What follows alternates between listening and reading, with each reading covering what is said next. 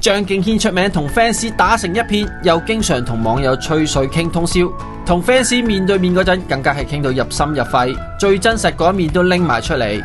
近日網上就流傳咗一條佢演出過後同 fans 閒談嘅片段，見 fans 以半鹹淡廣東話話自己專程由上海嚟支持偶像，張敬軒即刻好 warm 咁想繼續關心 fans， 點知一開口就爆粗啦！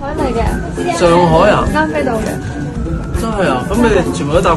軒仔一時嘅口誤令眾人起哄，佢自己都知衰啦，尷尬揞口、低頭、沉思、忍笑，幾秒鐘有幾十個表情，佢要沉澱幾秒之後先可以繼續問。我都答高鐵。不過大家都已經笑到收唔到聲，場面非常之爆笑啊！